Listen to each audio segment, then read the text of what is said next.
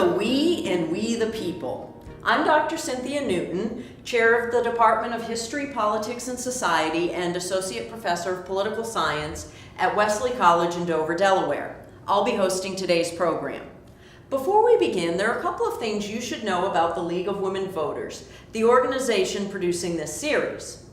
The League of Women Voters is a nonprofit, nonpartisan organization. As such, they do not support particular political candidates or parties, but do take a stance on certain issues. After doing countless voter registration events and other informational seminars, they realized that most people didn't know a lot about how our government functions at the federal, state, and local level. Maybe you've had a civics class and forgotten what you learned, or maybe you never had one. This even includes some of the League members. So hopefully this series will fill in some of those gaps for you. And this series is funded in part by a grant from Delaware Humanities. And today we'll be talking about the federal bureaucracy. And what I mean by that is the administrative branch of our national government. The definition of bureaucracy is a large, complex organization that is composed of elected or appointed officials. And this certainly fits with our executive branch of our federal government. While it has a lot of negative connotations associated with the word bureaucracy and a lot of frustration, we must realize that most government tasks are politically and procedurally complex. They involve a lot of agencies, a lot of players, and may not always be the most expedient or efficient. And so this is part of why it gets that negative connotation, but really, again, just a big organization made up of elected and appointed officials. So our national government, particularly the federal bureaucracy, is enormous. We're talking about dozens of agencies, hundreds of thousands of employees, especially when we include all the branches of the U.S. military. Roughly 17% of Americans work for some form of government in the U.S. Among the biggest federal employers are the U.S. military and the U.S. Postal Service. Yet, over the past 40 years, employment has not grown substantially, despite the size and scope and the number of tasks associated with our national bureaucracy. Most of the agencies that we're talking about do have offices in the District of Columbia, our nation's capital, but also in pretty much every state and additionally in many other nations. And these are located, at least structurally, predominantly in the executive branch, although oversight does fall to Congress and to the President. Money is allocated through the budgetary process through Congress. And federal agencies tend to share a lot of functions with their related state and local counterparts. So I'm going to talk a little bit more about the Constitution and the foundational ideas, independent executive agencies, cabinet-level departments, and then a little bit more about federal employees before bringing it all back together. So as our nation has grown, both geographically in size, but also in population, the scope of what we expect out of our national government and the number of things that they're involved with, the complexity of issues, etc., has grown substantially over the last 200 plus years. War and economic depression are actually the times that our national government's roles increase even more substantially. There have also been changes in constitutional interpretation since the 1930s that have allowed Congress to delegate much more authority to administrative agencies. So if we look at Article 2 of the Constitution, which does cover the executive branch, the federal bureaucracy carries out the president's executive function, the president's ability to faithfully execute the laws. Additionally, the president may, quote, require the opinion in writing of the principal officer in each of the executive departments upon any subject relating to the duties of their respective offices. And so this also plays into the need to have a variety of offices, agencies, departments, etc. to do these things. As the the government was just starting out, if we go back to the 1780s, there were a lot of debates about how strong our national government should be, how much it should do, and what the appropriate role would or should be. And particularly the first attempt at a national government, the Articles of Confederation, was very weak. And it lacked certain things like a national judiciary, the ability to tax and pay for government, and even the ability to defend itself and pay for that. And so quickly, the need to have these functions and others taken care of was very evident. And this comes out in how the first steps of our government come together in the first few years. So I'll talk a little bit about executive agencies. So there are several dozen agencies in our national government that are not under the umbrella of any of the 15 cabinet level agencies. And these fall into generally three categories. The first are independent executive agencies.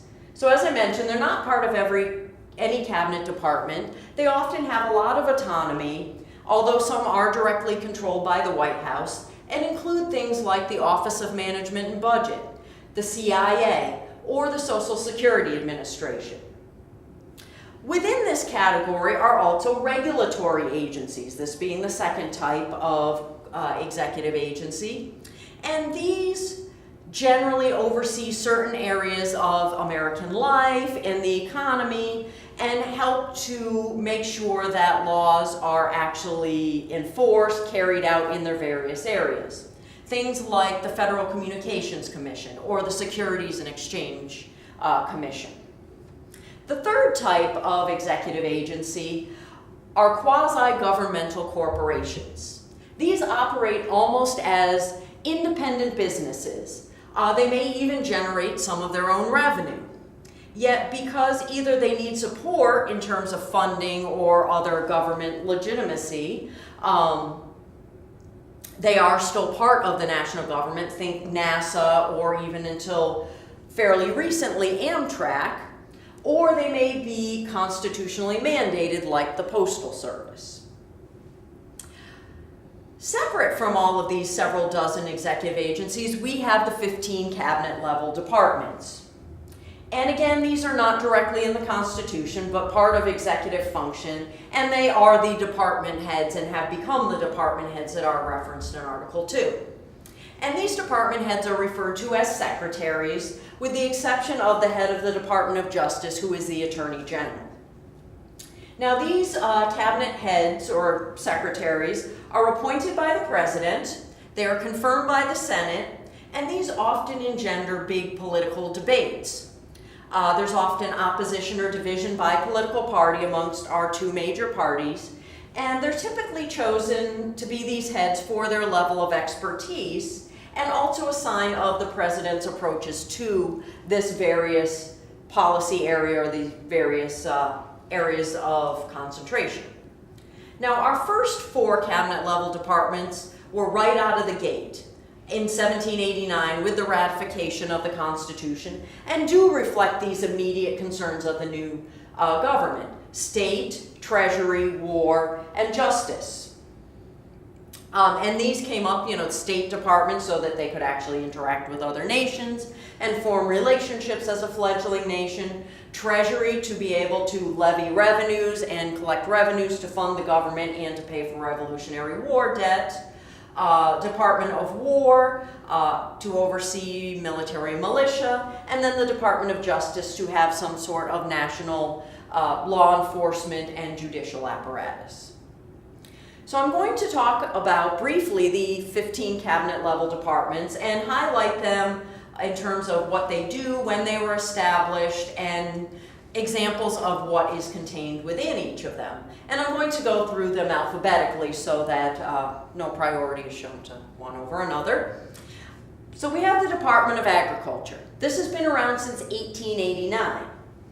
And they oversee farming techniques, regulating the food industry up to the FDA role, and anything else related to pesticides, seeds, fertilizers, etc.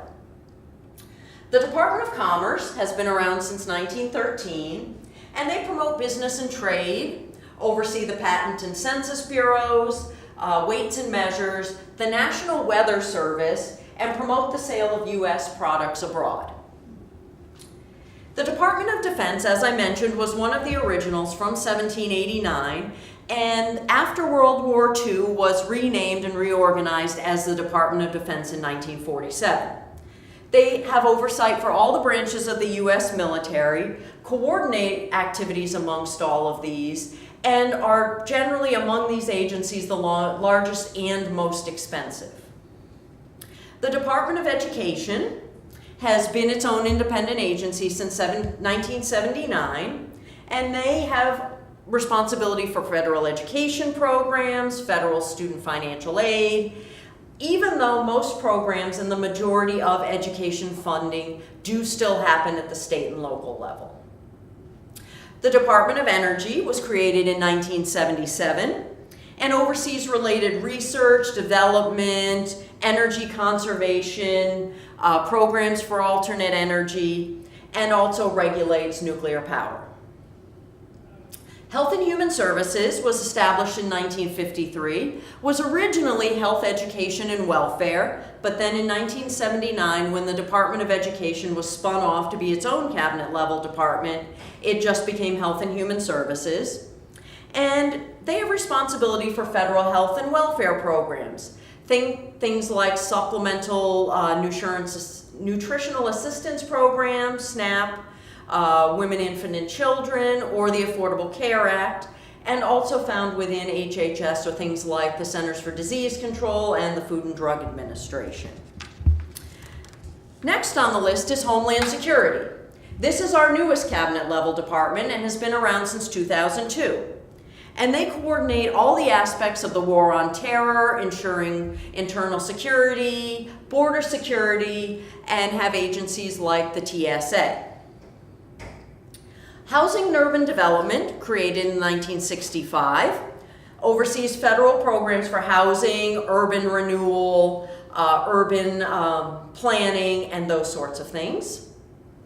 The Department of the Interior was established in 1849, and they develop natural resources, manage public lands, public conservation, and contain the National Park Service, among others. Department of Justice, again, one of the originals, since 1789, to have responsibility for federal legal business, divisions for antitrust, civil rights, immigration. You'll find the U.S. Marshal Service and the FBI there. Department of Labor has also been around since 1913. It was originally combined with the Department of Commerce. And they have oversight for workplace employment programs and regulations. OSHA is located within the Department of Labor. 1789, we saw the creation of the Department of State, the first cabinet-level department created, and responsible for oversight and administration of all foreign policy, which would include embassies, consulates, etc.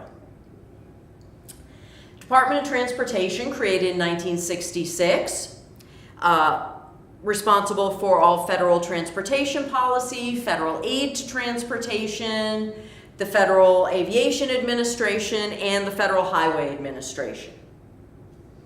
Department of Treasury, again, 1789, another original, for distributing federal revenue, has the IRS, U.S. Mint, the Bureau of Engraving and Printing, and also the ATF. And lastly, the Department of Veterans Affairs, which became its own separate cabinet department from the Department of Defense in 1989, and they supervise hospitals, pensions, educational programs, insurance, and anything else that pertains to former members of the U.S. military. And certainly this is not an exhaustive list of every agency located within these cabinet-level departments, but at least gives you a little bit of an idea of what falls under this subject area. Now, what sort of people work for all of these agencies and work for our national government? Now, typically this looks like a cross-section of America. Minorities have higher representation at the lower levels of these agencies, and at the higher executive positions tend to have less representation, although this is gradually changing over time. Middle-aged white males, often whose fathers worked in government and who enjoyed a slightly higher middle-class lifestyle, make up the higher level and executive positions in these agencies. Now, political and career bureaucrats, these are the people that work for these agencies, are often referred to as bureaucrats, generally are somewhat more liberal or conservative than the average American, but tend not to be very extreme, just obviously much more aware of politics and the need for it in their workplace than a lot of other Americans. Now, most people that work, or at least many of them that work for government, have traditionally been hired, at least in the 20th century, through the civil service system and the Office of Personnel Management. Yet, in recent decades, agencies have been increasingly hiring their own people directly, particularly at the higher executive levels, arguing that they know the culture of their agency, that they know what they need, and they know the types of employees and don't want it done separately. And there is a long history in this country of people getting their positions based on who they know, who their families are, as a thank you for working on a campaign, making a big donation. This is called patronage. And it originated when Andrew Jackson became president in 1828, and he fired a lot of people, like well over 1,000, to get his friends, his family, his campaign supporters into positions. And this, of course, over the next few decades made it much easier to raise campaign funds if you could promise someone a reward and a job for their work. Yet this, a lot of people became very frustrated with this. So in 1883, Congress passed the Pendleton Act, which created the Civil Service Commission. And to deal with some of the corruption, to deal with the patronage, to establish qualifications, exams, procedures, and processes for getting most government jobs. And also setting up a merit system, meaning that you actually got your job based on your merits and your qualifications, and were promoted based on your job performance and, again, your qualifications. Further expanding on this move to get the politics out of it, in 1939, Congress passed the Hatch Act, and this prohibited federal employees from political campaigning and solicitation for contributions, so that you cannot do that as part of your work and on government property at all. And the final step I'll highlight related to this is the creation of the EEOC, or the Equal Employment Opportunity Commission, in 1965, which was formed to advocate and ensure something called neutral competence. This meant that you did not face discrimination based on your race, your gender, your politics, or have any other political pressure related to your getting and keeping your job. The idea was also to create a much more representative bureaucracy, so that there were people represented from, various racial, ethnic, abilities, all of these other categories. Yet this has also made it very difficult to fire people, and the rules that are in place are often very inflexible and rigid. Now, one other final thing related to employees is at the higher levels, corporate executives, lobbyists, key people in various other nonprofit organizations will work in these organizations, work in these industries, and then go work at high levels in government agencies, and often go back and forth from this many, many times. This is referred to as a revolving door, and certainly brings a lot of expertise, helps make connections, but it also raises questions of favoritism, of access to government, and are there priorities given to certain industries, certain corporations, certain organizations more than others? Now, as I mentioned earlier, that growth in the numbers of employees has not been huge, and a lot of how that has been offset is through the use of private contractors, and also the devolution of roles and responsibilities to the state and local governments. And this has allowed for a lot more privatizing, a lot more outsourcing, and a lot more change in responsibility, which again has affected the staffing and allowed people to say, well, the government has not really grown that much. So to bring this all back together, essentially our national government could not function at its present capacity in a country of over 300 million people without the federal bureaucracy. Particularly in our increasingly globalized world. Despite any problems, any limitations, any concerns you may have with the function of all of these agencies, and there are ideologically based and partisan arguments on how much bureaucracy is good or bad, or even what level government function should happen at, nonetheless, this is arguably the most important part of our government's day-to-day functions capacity being done by the federal bureaucracy. And I thank you very much for your time.